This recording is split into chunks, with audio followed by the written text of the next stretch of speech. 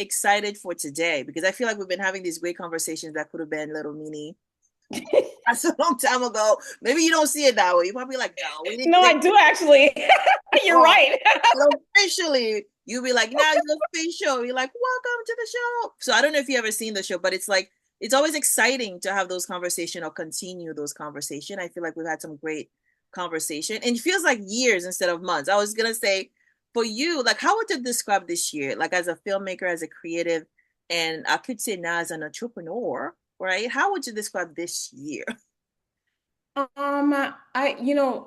me as a creative, probably a lot of creatives who feel this way, life is very interwoven in what I'm doing. So it informs my ability to do things, how I do things, what I do. And I feel like this year was a really kind of a bumpy ride. Um, uh, Professionally, I feel like politically, I feel like personally, I feel like it was a kind of a bumpy ride. So I feel like this is the year where I feel like I'm kind of proud of myself for the things that I completed and the Yeah. things that I moved through. Whether on the other side of it, it looked exactly like I wanted it to look or not. I'm Mhm. kind of proud of myself that I got to the end of some things because I feel like all the other things that were going on in between and around was really challenging. So I feel like this is you want to say this is the year of overcoming Oh my challenges, I feel. overcoming. Yeah. And then, we started a little bit talking about music. And sometimes I always think about what is the song that describe the beginning of the year or the song that could describe your life now, right? Where it's like, if I don't have words, but it's like, what is that song you would say this is the one that can describe, depending on how much you like music, you can pick one. It's hard to pick one because some songs, Yeah. Huh. That's a very interesting. like to reflect on. Maybe today you may not be able to answer. And one lyric I heard that made me think of sometimes music or art help us express what we cannot express sometime in any way, right? And I was Yeah. listening to Pink and she said she want to live in a Whitney Houston song. I don't know what that means to want to And, live and, and she wants to live in a written what? in a Whitney Houston song. Oh. Then I was just like, which one? Which I want to live in Yeah. those songs. And so, but as someone who I feel like creative create worlds, right? You get to imagine and reimagine things that we may not see. And so it make me curious, like, did you always want to be a filmmaker? I don't know how you float. Is it filmmaker, No, screenwriter flow? no, you know what? I started off when I was younger, I used to draw and I used to draw. So I was very into art. I've always been into art. So I started off more drawing, then I started off more cartooning, then I wanted to do like cartoon books. And then when I was in elementary, I used to do cartoon books like because I was inspired by comic books like now I'm really dating myself, but Archie and what was the name of Archie and Veronica and all of them. So I used to make my own comic books, Okay. and then I used to take requests from my classmates, and I would make their own comic book for them. And so I was taking requests in class, like Okay. in fifth grade or whatever. I was a little artist on commission. Hey, you're working Instead on of instead of going to class and paying projects. attention, no, I started getting into trouble because the teacher would be like, "What is happening? Why isn't anybody paying attention?" I would be taking orders and So one day, and then we were in elementary, so no, this is the age where you're fascinated with girlfriend and boyfriend and all the kissed and so I had like scenes in it where I would always have scenes in it where the boyfriend and girlfriend were kissing because I was like that was my fascination as a Under a fifth tree, grader. where is this happening? Yes, but I remember there was one time where we were being so interruptive in class talking about it might have even been before fifth grade, it might have been like fourth or third grade, because I remember the teacher came up and she wanted to know why what was causing this commotion, and I wasn't able to put the comic books. Oh, because I had orders that I was handing out and then taking Work for orders. you. So she came to my desk and she was like, "What is this?" And she took it and she confiscated everything. And I was mortified. Anyway, all came up to she took it to the principal. The principal called me in the office. They called my parents because they were like, why is she what is with all these comic books and why is she giving it out? They didn't know I'm like a little I'm artist working. on commission, I'm but I working. was mortified. But so I started off like like drawing, and then I progressed to wanted to do animation. And then I took some art classes and I got into painting. And then I went to college, art college. And then my first year was an art major. Wow. And then when I was an art major, I would always see the film students, and the film students to me, they always look cool. This is my young mind. I was like, they're dressed cool. They always look kind of mysterious. And what are they doing? And I had this fascination. And then I was also like, I've always been like a really big, like movie fan, like a movie head, right? So I was always like, what are the filmmakers doing? And I considered myself low key in the back of the line, at the back of the bus kind of filmmaker, because at the time when I went to school, I was more of an animator. Okay. So yeah, so then I ended up transferring from that school. And when I transferred from that school, I said, I'm going to put myself in the No, film department. you So that's how I got into it. And then I went into the film department and I became like a film major and then film became the focus, but I started off as an artist. okay. Yeah. So art versus not knowing.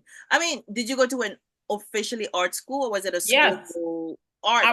Yes, I was in the art. I was in when I went to when I was in high school, I was taking advanced classes at something called Pratt, uh, Okay. Kansas City Art Institute. And so I was taking painting and drawing and mixed media and and took some animation. And then when I went to school, I went to somewhere called New York Institute of Technology, and I was in their art department. But then when I transferred, I went to an art school.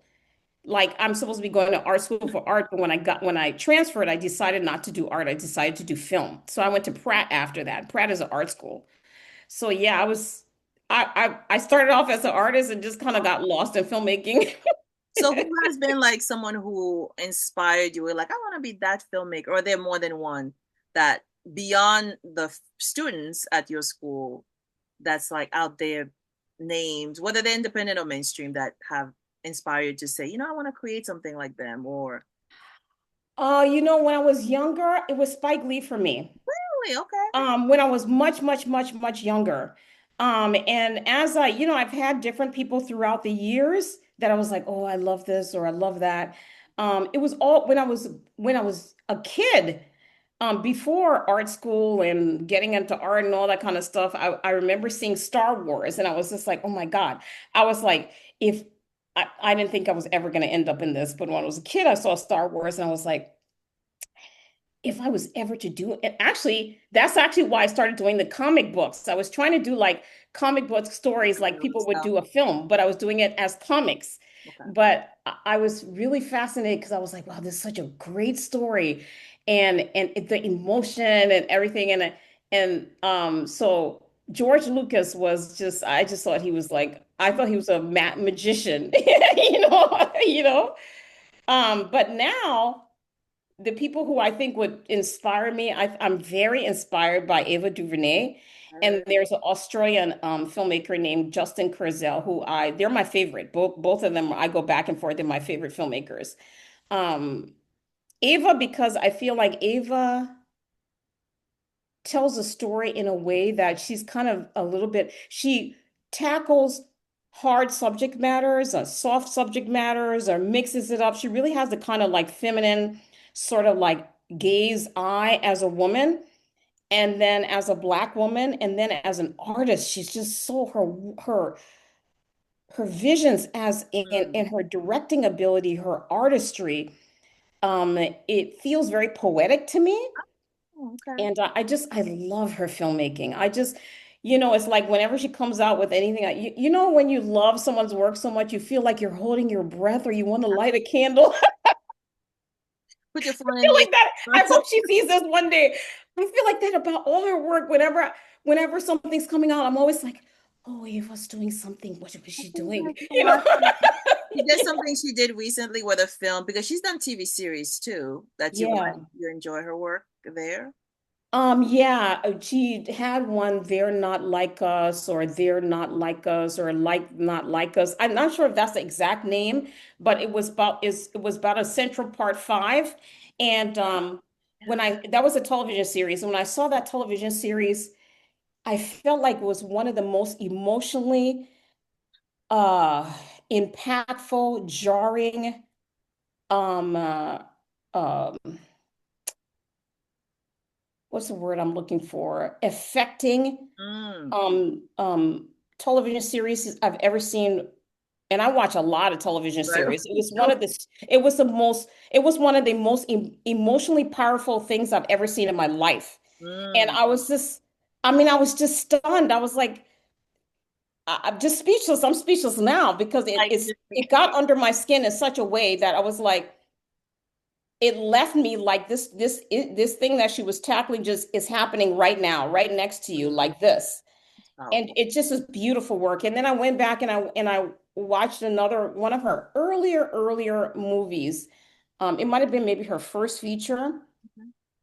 and there was a scene in it that was so beautiful. It was like poetry Mm. that I loved it so much. I literally would rewind it and watch it over and over and Oh, over that and good. over and over. That's how much I loved it. And then I saved it somewhere just so I could watch it every once in a while. I mean, I love her work.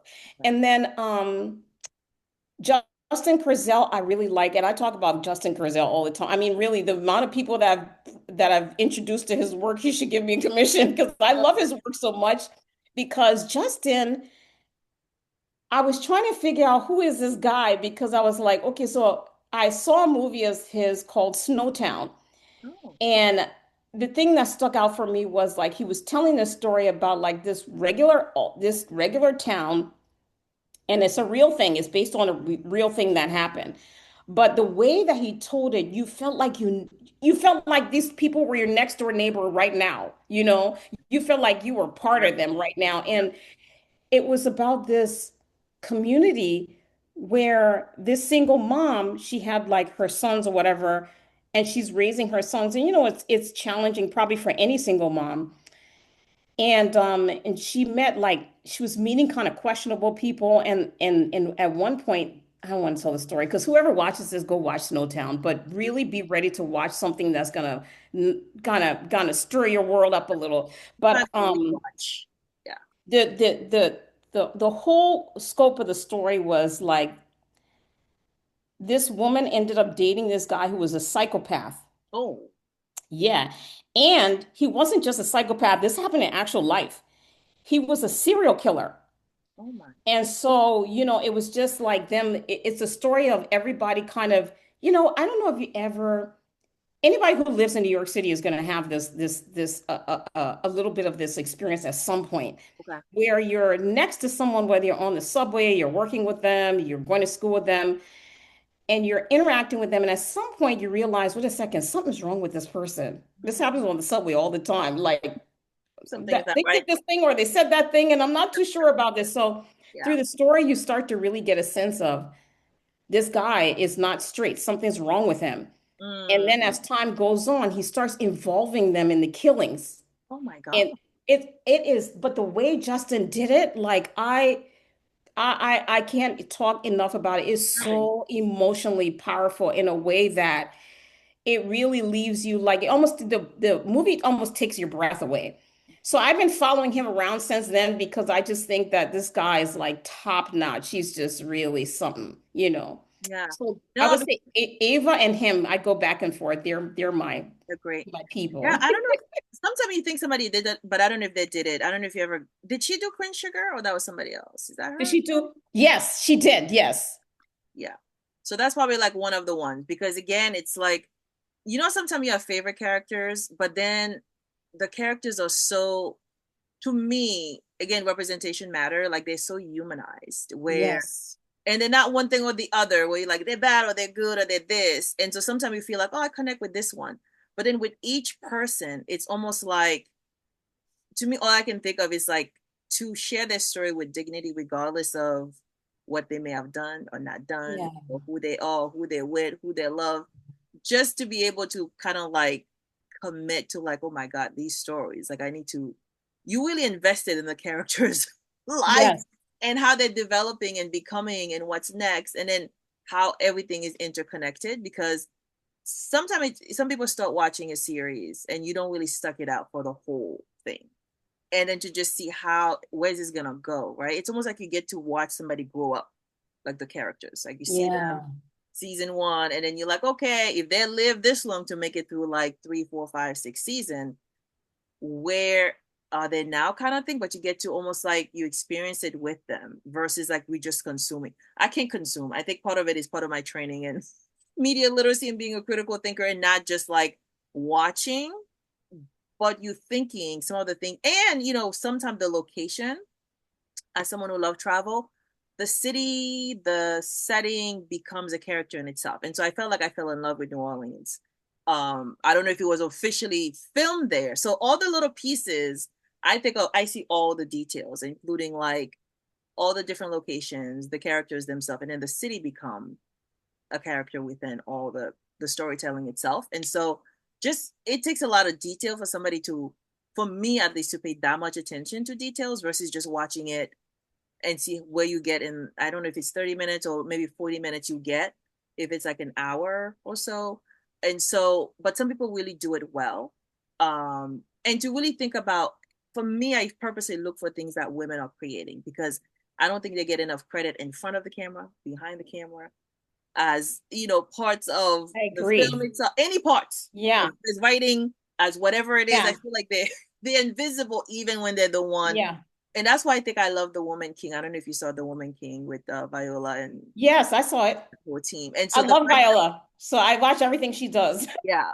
And then when you choose to have, I remember there was so much criticism because most of her team, if not all, were primarily either women or people of color were part of that process. And people get mad. Like they get mad. And when you Yeah. see the contrast in terms of the exclusion, the invisibility of certain people, and people get mad when you choose. And again, the fact that it's a production company with her partner, which means she get to make those decisions. But again, Yeah. not just a one person or two people decision making process, right? But you Mm. see like who's missing, the voices and the stories that are missing, and people don't get mad by those who are missing or excluded, but they get Yeah. mad when you choose to include yourself and your Yeah. people and Yeah. whatever you want to tell. And I'm just like, you can tell in your story the way you want for like centuries, and you choose who you want in it, right? You make me think of Seinfeld, where I'm like, you in New York, and you choose to erase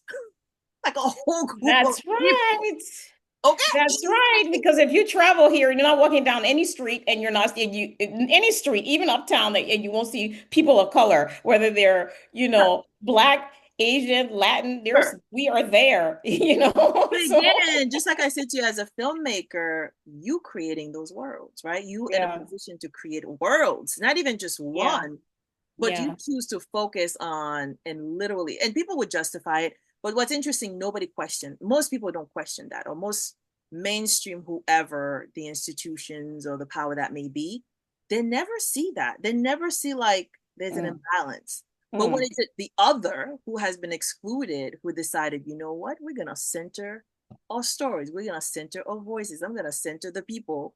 All of a sudden, something is off, right? And then yeah, it's labeled. It made me think of Toni Morrison, where all of a sudden, I think they question her stories in terms of why is it all about Black people, or the language might be different, or sometimes you write in a way where it's not mainstream. I think Zara Neale Hurston may have gone through that. Kristen. Mm, Like, oh my God, we can't read this. Is this English? What is this about? But again, whoever's that's the mm, beauty of being a creator. So I don't know, mm. based on all these for yourself, like what kind of projects do you want to create? What kind of film do you want to make? Or have you made? I mean, you probably You already know, you, making you them. know, when you were talking about like how people, when they're talking from their experience, how people may have a problem with it, it made me think about how people sometimes have a problem with it because they think that I think audiences and readers are so underestimated because the people who are in business are paying attention to the things that they know that they've seen be successful, right? So sometimes they're thinking that audiences or readers will only be able to they think their bandwidth is as want to say as confined as maybe their opportunity to view or read. Mm-hmm. But the readers and the viewers don't have the same parameters as the business owners, whether they be the publishers or whether they be the studios or the production houses. Because if you look on TikTok or you look on Twitter or you look on Instagram, where everybody is on there commenting on everything, you can get a little snapshot of how people are reacting to media or reacting to books because there's all these think pieces about everything, right? And I was telling somebody the other day, it doesn't really match. A lot of times I find it doesn't really match the you want to say the commentary from people in the various industries about what's happening because the audiences and the readers, as opposed to giving a vague eye over what they're reading or what they're watching, they're very involved and engaged to the point where they're talking about it beyond the art and engaging with one another beyond the art and creating art based on the art.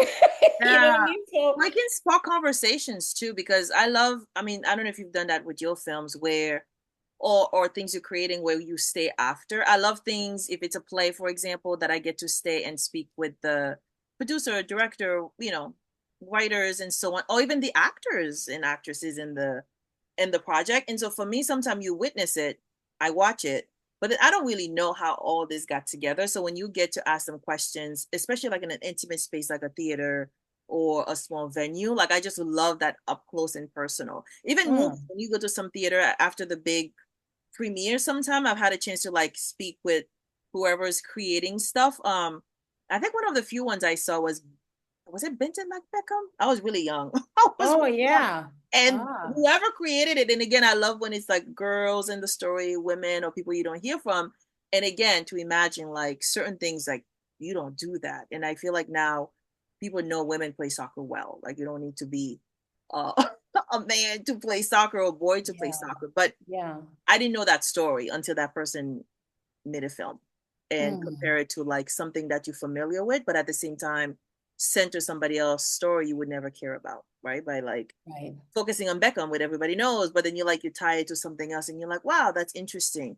But to, Mm, like you were saying, bring it closer to the people versus like there's a distance sometimes you watch it, but the possibility of interacting with whoever created it to even ask questions or hear from them directly is rare. But when those opportunities present themselves, especially now, I feel like in a way technology bring us closer. Like I can talk to you, you could make a film and you can tell the audience, whoever you want to share it with, and say, can you tell us more about these characters? Because you don't mm, always know why certain decisions were made or why this character is this, especially if you get attached to certain ones that you care about. You're like, how did you create this? And so, yeah. So when you yourself, it seems like even though you're a creator, you paying attention to other people's work.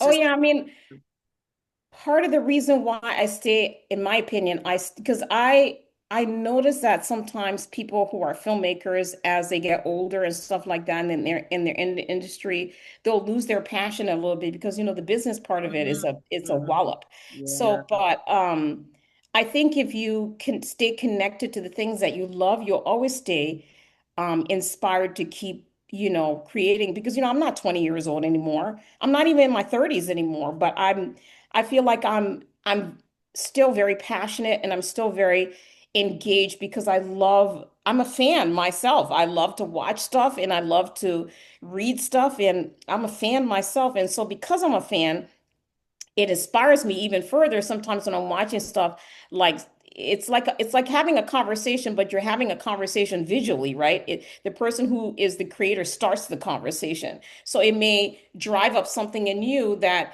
allows you to react in a different way to something out here, or you may have an idea about something based on that to go over here and then create something that's commentary or a further on down the line version of the conversation that you just watched. Sometimes I just get the inspiration from life itself, but um, I think that wait, now why did I go down that route? All the roads. No, I mean in terms of the inspiration, because again, I watch certain things and I'm not a filmmaker, even Oh, I remember now. yeah, but you pay attention because you Yeah. love them, but you also creating. But at the same time, you're not creating what they're creating. And so Yeah. sometimes those people inspire you to create your own, which I don't know if you what you're working on now in terms of, I don't know if that was inspired by somebody else, but you're still watching other people's work while you're creating. That's a beautiful. Oh, this is what I was gonna say. You know, people can inspire you in all kinds of ways. So a lot of times, like for me, so for instance, sometimes some of the filmmakers that I've watched recently, who everybody's like, oh, up in arms about, in the back of my head, I have a conversation as a viewer and as a fan called, I really, really, really want to see more films and stories by women, people of color, LGBTQI, indigenous, people who aren't featured, because I feel like we're all about out here and we're a part of life as well. And I'm one, and then I know people who are parts of that community. And sometimes those communities don't their stories don't get highlighted or don't get a very consistent sort of feature through Hollywood or Hollywood vehicles, whether that be television or feature films or plays. And because I'm out here in life experiencing people who every day who are that, it's like I already want to kind of experience that. But and then also on social media, there's no lack of that, because it's like regular everyday people are creating social media. So I find a lot of times like Hollywood and television is sort of like behind the Okay. curve of what's happening out in life and what's happening on social media. Like they're kind of way behind. And so I feel that because I want to be a filmmaker who's doing feature films or doing television, I always am inspired to kind of meet the need of what I want to see in those spaces. So I want to have a conversation where a dark skinned Black female woman is a lead, and she doesn't have to be, she doesn't have to be the teacher, and she doesn't have to be the strong woman, and Oh, she the doesn't best have to be friend, best friend. right, the best friend, and all these things that you see, but maybe outside of that I'm interested in as a viewer and as a fan, those kinds of stories. Mhm. Or I want to see, I have a feature film that I wrote where I wanted to contribute to the conversation of Black female transgender women, because I was researching another project and was researching homicide and Mm. survivors of victims of homicide. And someone said to me, I was trying to find someone who was alive who had had a partner that died. And someone said to me, well, yes, I can give you a lot of people, but they're going to be transgender. And at the time, I didn't know what transgender was. And I was like, if they're survivors of victims of homicide, I definitely want to interview them. So she gave me all these people to interview. And as I was interviewing them, they were talking to me about their lives as transgender women. And then it just really impacted me so much emotionally. And at the time, even though I was doing research for homicide for another project I was writing, I thought to myself, one day I want to write something about like how their lives are impacted by this and how people interact with them from the standpoint of just my experience right now as a human to a human, right? Not like my politics are, my this or this, my beliefs are. And then on down the line, I came back to it and I wrote a story, and then I developed it into a full-length screenplay that at some point I want to do as a film. But And that's another untold and invisible and erased stories and voices, right? Because yeah, it's so, sometimes it's shocking to see how common and prevalent something is and how it is completely ignored and it's not addressed. And yeah, it's not in a state of emergency or crisis, because you see, when you see one story of something that happened to a different, to the contrast, and you're like, it's like the world seemed to be in uproar. But when it's those groups we mentioned who are on the, what do we call, on the margins, I think, as bell hooks would say, on the margins, or on the, people, they are not seen as even human, worth yeah, investigating the crime or taken seriously or yeah, believed that yeah, what they're saying happened to them happened. And so for someone to center that story, again, a lot of the time it's just an afterthought, even if it's even a thought sometimes. And for you to say, okay, this story is going to be told, and tell it with dignity versus opinions and this and that, because part of it is about human rights and dignity and being able to share that story. And a lot of people, to survive that, that in itself is just, and still be here and be able Yeah, to. absolutely. Absolutely. And also the reason why I wanted to do it is because at the time, there was so much controversy around like, and there still is to some extent, but it's sort of changed form, it seems like to some extent, or it's layered itself in a different kind of way than when I created this story way back when. But I wanted to create this story also because when I was talking to um the women, I was just talking one woman to the next, right? And you're talking, when you have the human to human experience Mhm. with with a person, it's very different than when they're over there and you're having a point of view about what they are, what they do, da da da da. When they're in front of you and I'm drinking water, you're drinking water, and oh, I'm eating this sandwich, you're eating this sandwich, and you know sorry about my chair. It just, My chair, I started getting shorter. I was like, okay, this is not the Sorry. Benjamin Button. You're like, oh, okay, we're going down. But I wanted to create from that place because I was aware when I started, as I was interviewing the women about their experiences, I started doing research on transgender Black women, and I was like, and I ran into all the controversy, and I was like, it didn't really people's views and um their ideas and their resistances was I was it was breaking my heart because it didn't match Yeah. my experience of the women I was communicating with. It would be like I'm communicating with you when I get off of here and people are saying, "Oh, Maria's this and she's that and she shouldn't do this, shouldn't do that." When I just had a human experience with you that does not match all that stuff. So I wanted to do something with my experience of the women that I was interacting with such that I created an experience for other people who watch the film similar to my experience of just another human being that I'm interacting with, in a manner where um, people's resistances just get paused for a second. So then I was like, well, how do you do that? You have to, engage people emotionally. So that I started creating from there. But just to circle back, for me, I really always am wanting to hear from other kinds of voices. Even now, with a lot of the popular movies that are coming out, sometimes they have these panels where they'll have the actors and the directors, and they're talking to them.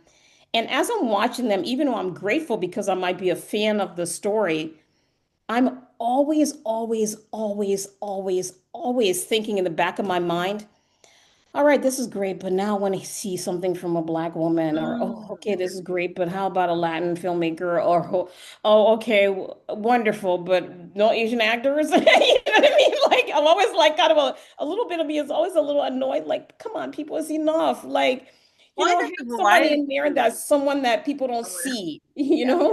Or even the variety. I think one of the challenges I've heard people say is, we mentioned early on how heavy life is, and life has been lifing for many for decades for many people. Yeah. And I like sort of the ability to not just do the heavy, right? Because I think when we think about certain groups, it's like the struggle has been there from the beginning. And so there are times I'm like, can I get a little light one, like Eat, Love, and Pray? But it's not a different character. Can she have that ease and flow story? Or like you have a variety where it's like comedy, it's romance, it's this, versus sometimes it's like we only get like the struggle in terms of when the story is about a particular group where people only know one way of telling that story versus like when you get the variety. And I think that's why probably I love Queen. There's a politic to that. Oh So yeah. like if you're in the mainstream publishing and mainstream Hollywood, let's say let's call it the political vehicles that matter, right? Their gaze upon, let's say, Black people or indigenous or Asian or immigrant, their listening and their gaze may be their understanding of African American stories that hit may have to be in their minds. They may be, some producers may feel like the thing that's going to win is another slavery story. But Uh, this is where the disconnect comes in because if you go and you read the reviews and you watch the think pieces about every slavery story that comes out, you find a lot of audiences complaining. uh, Like, I think people are grateful for art, right? So they're going to show up for the art, but that doesn't mean that they want to continue to be watching that. Like they're just grateful to experience it because people like art, right? But the audiences, like their minds and the things that they want to be experiencing, sometimes I just feel like it's more expansive than what the industry is giving us. So, but you'll see that, the kinds of stories that get highlighted will be a particular type of story that always gets highlighted when it's African American stories or immigrant stories or Native American stories, or it's always going to be something about like with Native American stories and it's like the community is suffering and then they have the white savior. It's always like the same story in different forms, right? But it's not that there's not different creators creating different types of stories out there. It's just the vehicle is choosing what to produce and what to put out there based on their exposure to our stories and what they think would hit, which sometimes I feel like is disconnected from what general audiences and general viewers and readers are capable of consuming or even consuming, so I understand what you're saying about wanting to see different types of stories, but I feel like those different types of stories do exist. They may not necessarily be distributed through the regular avenue, let's say television, films in the movie theater often, like we may want to see because those industries are they're kind of editing what they produce or what they pick up and what they provide, which isn't which isn't even a snapshot of what's trying to get in that door, I feel. You know what I mean? yeah, and that's why I think thinking of independent creators, for lack of a better word, in terms of those you're not gonna see in the big box or they're not in the network. But again, if you're looking for them, you have to search for them. They're not gonna Yeah. be spent on your main channel. And I know some production companies and network or channels are trying to do better, but it's almost like you have to search for that. It's not gonna be what you see. Even now, people can choose what they see. It's not like you have to be home now at a certain time. Like you pick your what you're creating, and that's why I think when I see a filmmaker, sometime like you love something, and they literally recreate it. I don't know if you remember when you're in school sometime and you have a particular teacher or professor that you like and they study a particular thing, and sometimes I just feel like people become a mini version of them and start creating similar works because they love what they're doing versus like you as an original, and you have imagination. Like earlier you were talking about you're not this age or that age, but your imagination is still hopefully still vibrant and you're still creating and imagining what's possible versus like you're not thinking based on I'm this age and then I don't think this way, which again, society does put pressure, put you in a box when you're a certain age. Even being seen, I think sometimes I know you do a lot of casting in terms of when you're creating projects. Is there just like the film, are there like a particular like actor, actresses you'd be like, I would love to work with this person? Are there those people? 100%.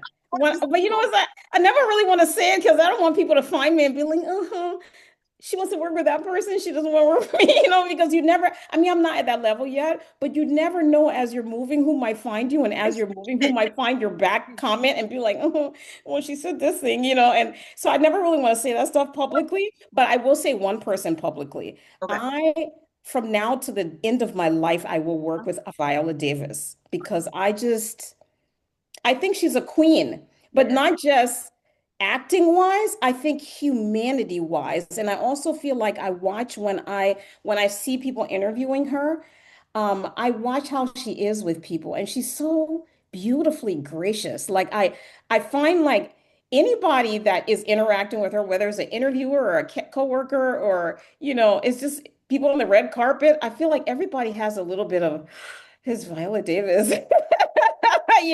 And I think they have that because she's brilliant, like acting wise, but I feel like as a person, as a human, she just is very moving as a person. And she just comes across like just very gracious with people, somebody that just is a heart person. You know, you can feel it when you see her interacting with just a heart person.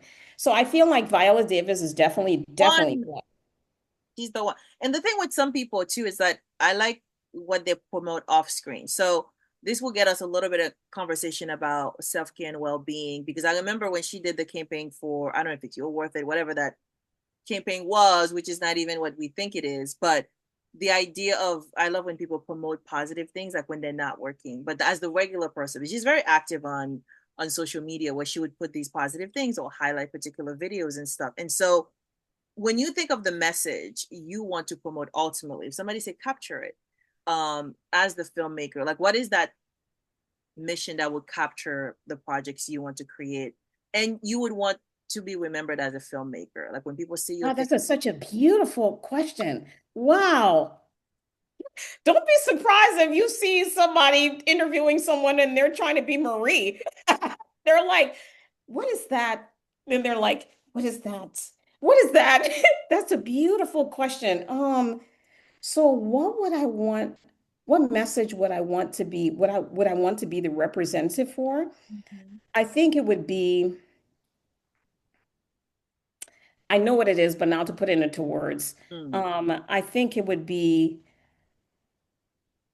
people being in the inquiry that your experience of people all around you and in front of you, whether that be a stranger in society that's of a different community than yourself, a different gender than yourself, a different, economic bracket than yourself, mm, a different age group than yourself, a different politic than yourself, a different color than yourself, a different ethnicity than yourself, a different body, expression than yourself, a different verbal,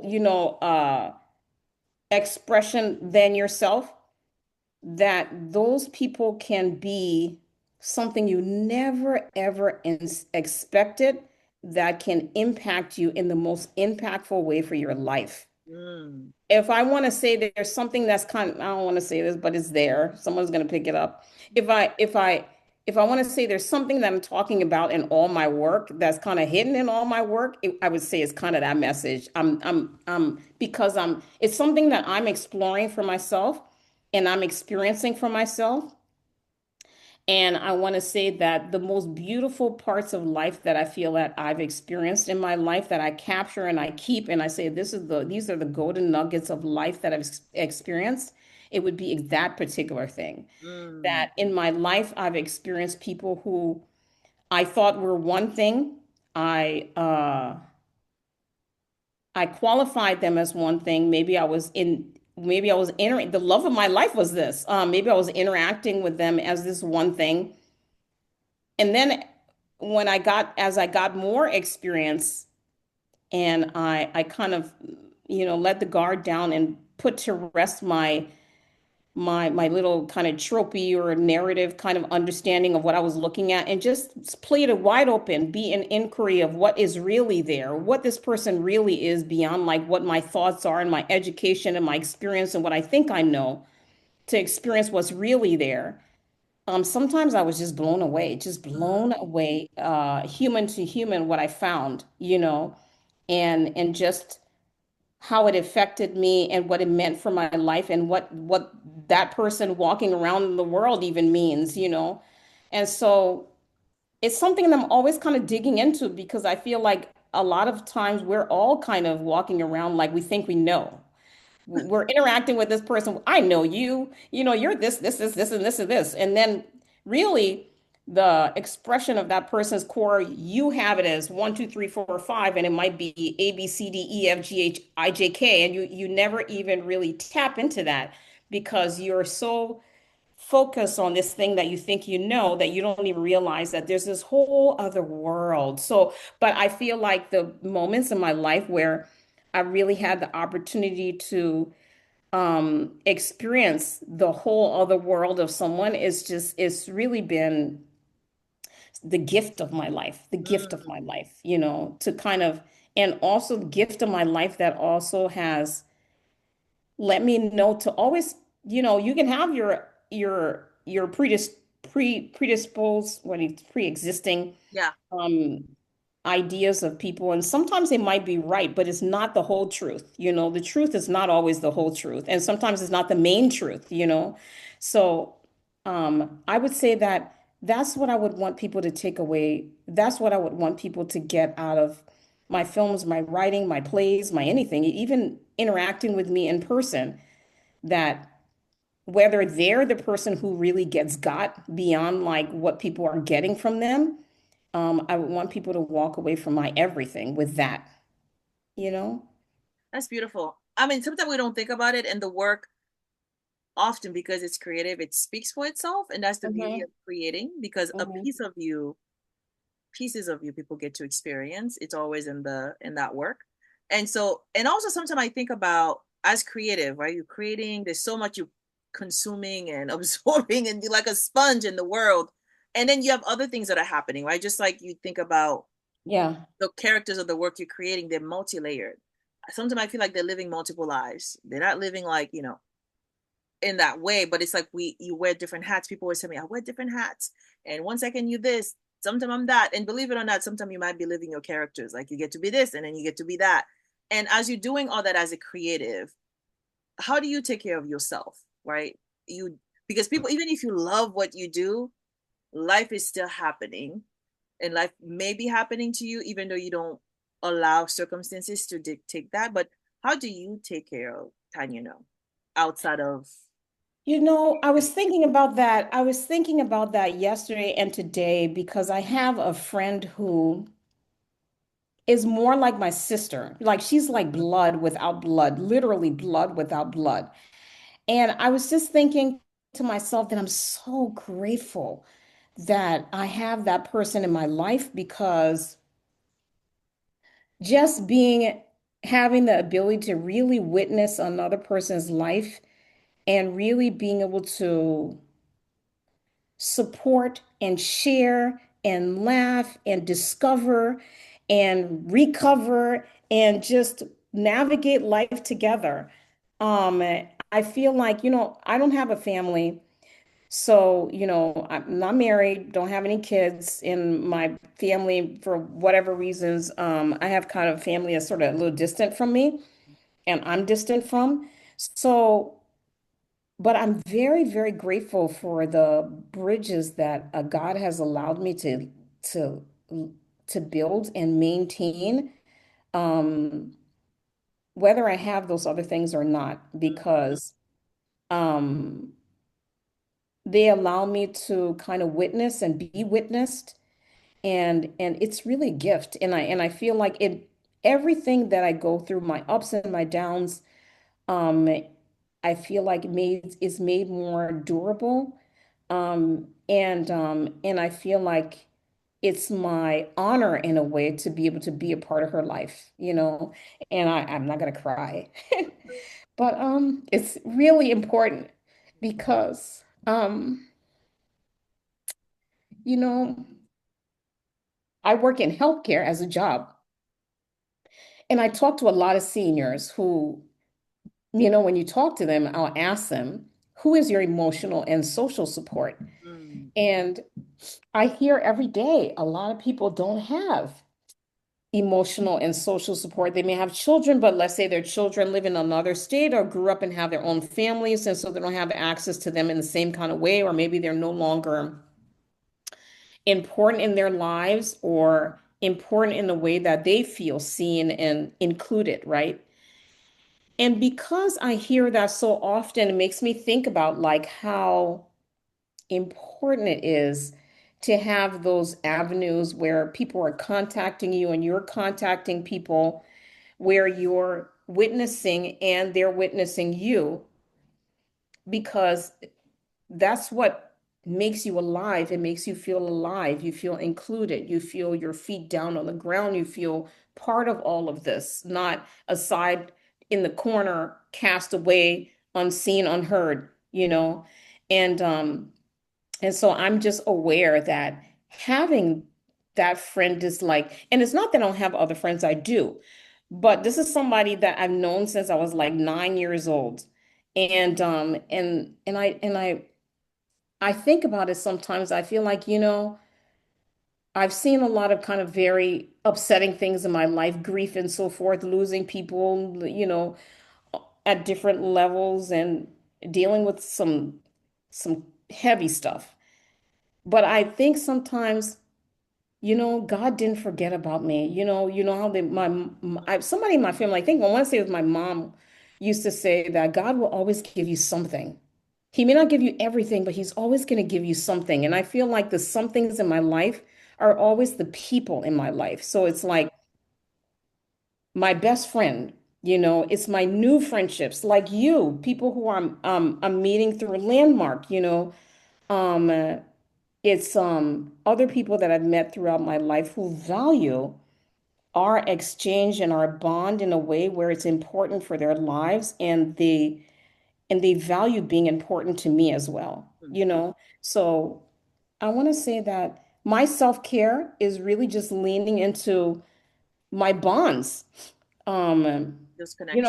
Yeah, reaching out to someone, having them reach out to me, connecting with them, sharing what's going on, whether I'm not eating or I lost 2 pounds or I feel fat today or I feel skinny today or I feel tired. And just these exchanges, I feel like are gifts, the Yeah, that's a ability to beautiful. have these exchanges. So to me, I feel like my self-care is really my relationships and being able to navigate my relationships moment to moment. Yeah. That's really it for me. Oh, that is powerful. And and part of what you said to me, it's about having chosen family. So even if every blood relative was still here, it's still you choosing and create the way you create community, the way as you meet people and you have that circle, then you have that inner circle, right? And so there are people who have blood families and they feel like they don't have anyone.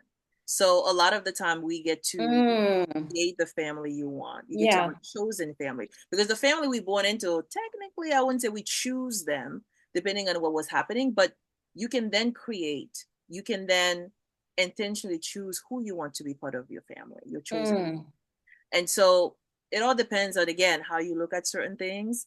And if you want things, because families to me, they happen by default. I'm like, I didn't. Now, some people might say have a higher definition of it where they're like, well, you choose them.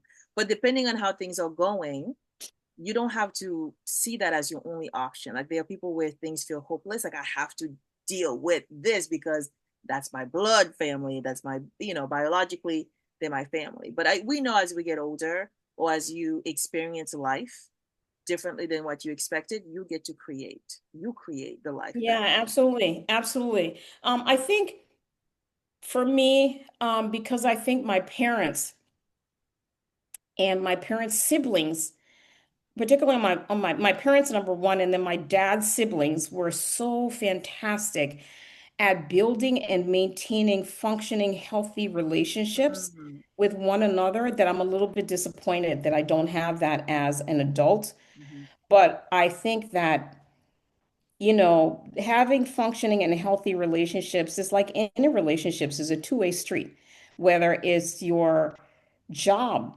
and the place that you work, or your significant other, your husband, your boyfriend, or your best friend, or your neighbor. One person can't be the person who's always trying to hold the line. It doesn't work that way. No matter how hard you try or how much you want, you're going to run out of steam. So I think that I'm a little bit disappointed that I don't have that because I feel that I think my mom and my dad did a tremendous job trying to impart the importance of that. Mm. And then I think my dad and his siblings were the walking, talking expression of that and beautifully.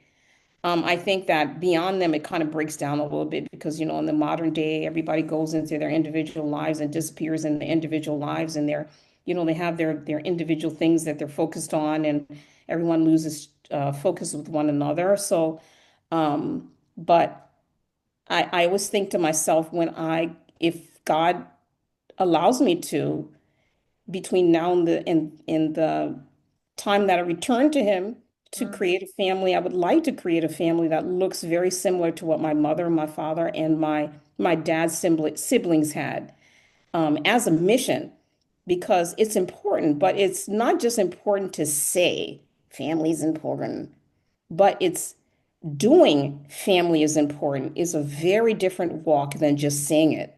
because I may not, I will say that my best friend and I are family. Like there's no way. If you called her, if I died and somebody called her at any point of the day, she would be able to tell you what kind of coffee I had this morning, what I did last night, what I did in the middle of last night, what I did 5 days ago.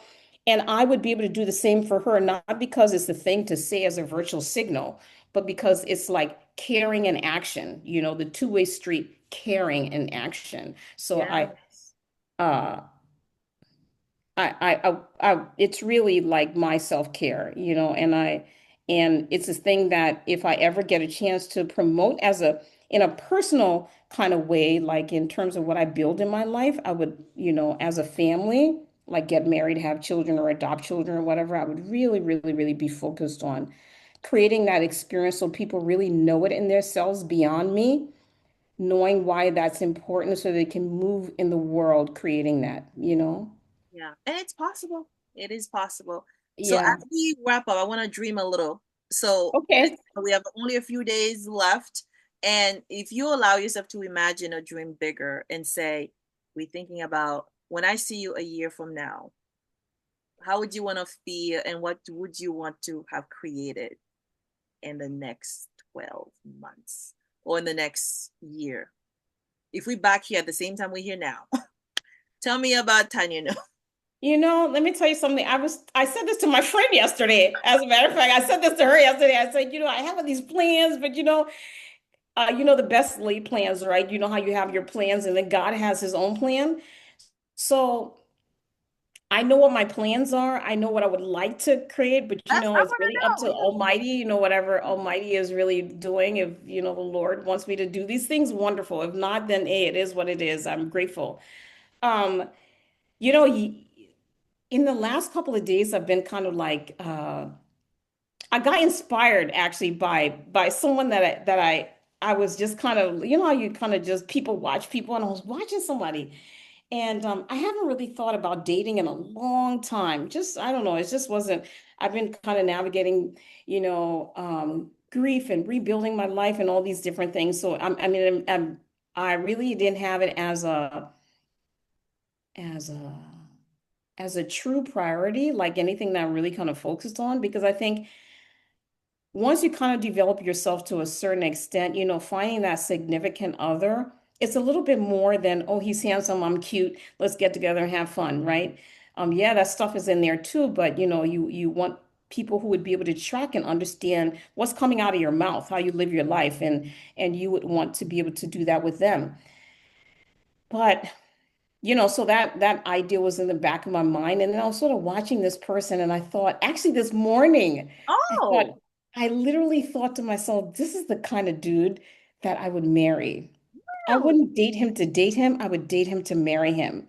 And I would date him to marry him and tell him in the beginning, I'm going to marry you. Well, Just describe so that you person know. to me. Give me, describe that person. What is that Oh no, person? I don't want to put that in But the universe too much. no, because You're if you, probably going to find you this. better be But asking because it's not coming. Ask for what you want. We learned this, okay? Ask yeah, what is given. And so part of it is you already have that image yeah. and you have to put it out there. You know So, what I will say? I won't say a lot about the person I'm talking about, but I will say this. uh-huh.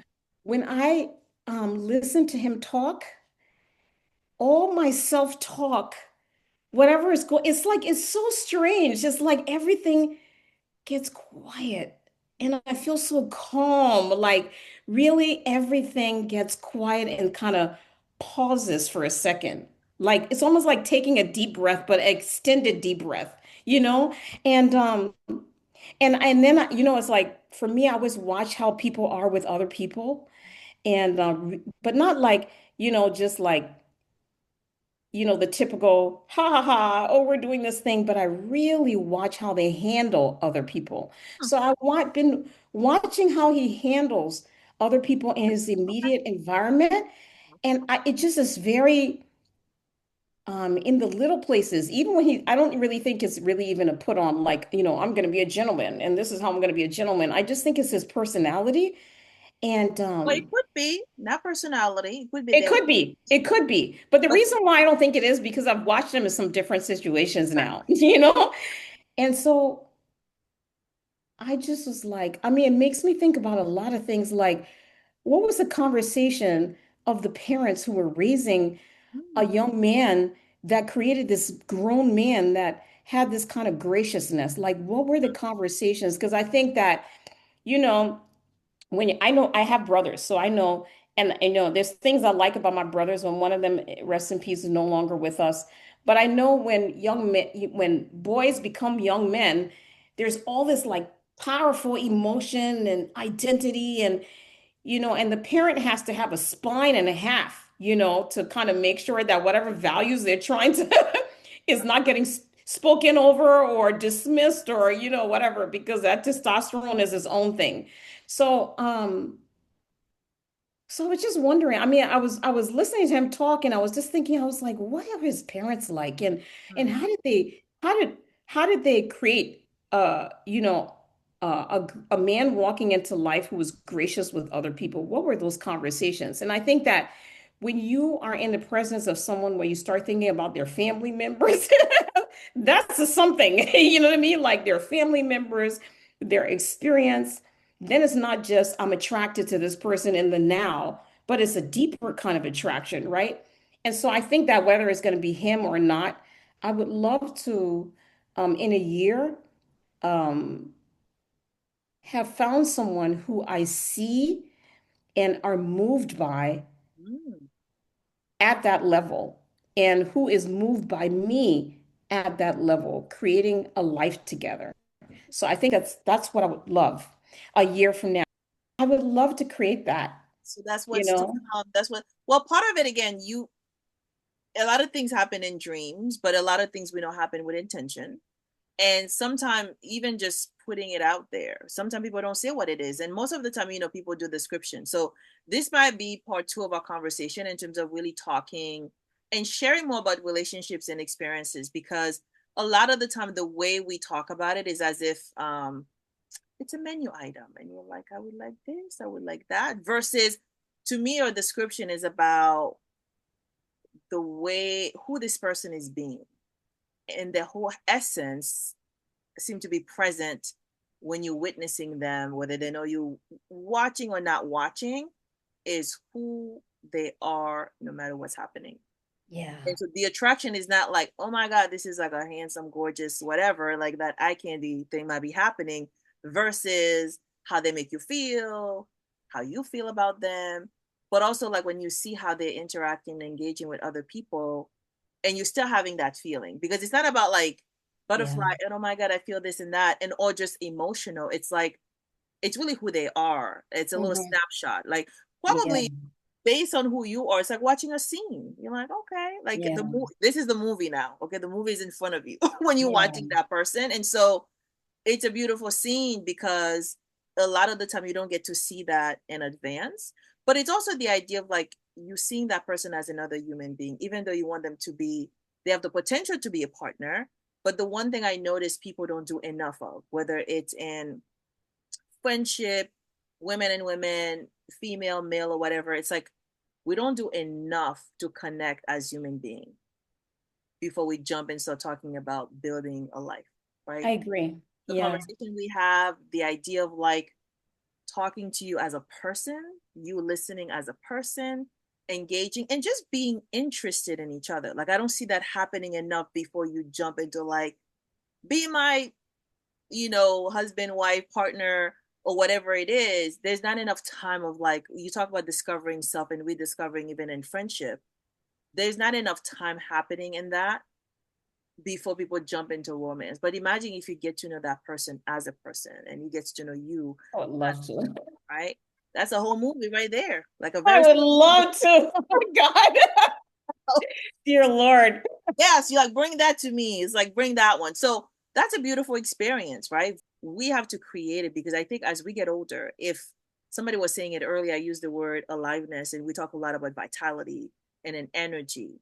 If you Mm. want more of that, and people assume aging mean less of that, and I'm just like, I don't think so, because I need to make sure like I'm renewing that energy throughout my life cycle. There's no way I'm gonna enter like my 50s, I'm not there, 60s and later, to think because those numbers are going up I have to accept like a lesser way of living, right? Like a lower quality of life. That's what it means to be older, is to have less social connection, less interaction, less vibrancy. I'm like, you I see some people, I'm like, I want to be that. If that's what 70 is or 60 or 50 something is, they're also alive, right? And we all think we're alive, but I'm like, no, I want to like live like those people who seems like they literally were born yesterday. They're so curious, they're doing this, they're doing that. And that's what you want, even in a partner or within the people you're around.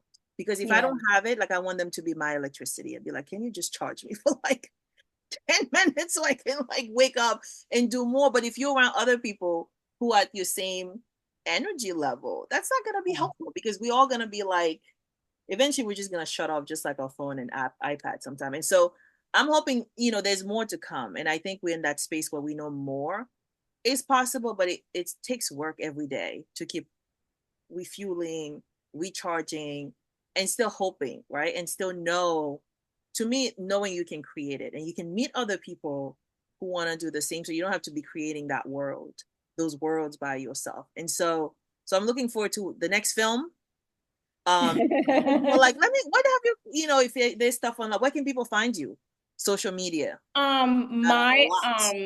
my lighting is so bad because it's getting dark, and Uh, I have floodlights that I have as my lamps, but ah, the bulbs blew right one after another, and they're coming back now. I you're ordered on a them. set. Literally, you on a movie set right now. Yeah, really. It's like kind of horror, you know? So I'm on Instagram. My Instagram handle is, you'll probably put it in I'll on put it this in video the somewhere, but it's Tanyeno underscore W. That's Tanyeno underscore W. I'm also on LinkedIn, and the same Tanyeno first name dash Waterson, Wotorson. I'm active on LinkedIn and active on Instagram, and just getting active on TikTok as well. And yeah, so I don't think that name is very kind of uncommon. So if you look me up on Instagram, I mean on TikTok, I'm sure you're not going to find anybody else. one and only. And then eventually you'll be on Yeah, eventually, right. I could be wrong. There could be like three of us, but most times when I look it up, if the even if I first. Google it, only I come up, you know. That is good to So, know. And so, yeah, I'm hoping people will connect. And then, with the social media part, I'm hoping we'll do a series, right? Don't forget, at some point, yeah. you might interview me based on certain questions. Oh, we continue the conversation based I on what would love to interview you. Can I interview you on here? you can, yeah. Schedule Oh it the yeah. same way. Let's And let's then do let's do another one where I interview you. you like, let's switch seats. You're like, I want to have all the questions. No, we'll do it Yes. again. We'll do it again. And so this will be like the next thing you know, part 2, 3, 4, 5. This might be a whole series. Who knows? Yeah, I would love To have that. the conversation. And then do it Okay. on different platforms. You're not limited to Yeah. one place, because, you know, Instagram is one. And again, meeting those creatives you're looking for and other people who are interested in your projects and sharing your story in terms of whether it's creativity, being an entrepreneur, and what you're creating. You never know where those people are. They might be like, I want to be part of That's that. That's a that's beautiful very way to true. live, right? Yeah, that's very true. Yeah. Yeah. So you got to show up on those social media streets so they can see who you are. And then who knows? They might be the one contacted you instead of you casting. They're like, I want to be on your next project. Yeah. And who knows? Viola might be watching, be like, I want to work with her. Oh You my don't have to. God. That would just be everything. Like, I Viola, make can't my even tell you, presentation. like, that would just be like everything. I'll be like, I'll put it on IG and I'll be like, I'm gonna tag Viola. I think I'm following Viola, but Absolutely. never Oh my know. God. Dream all you can.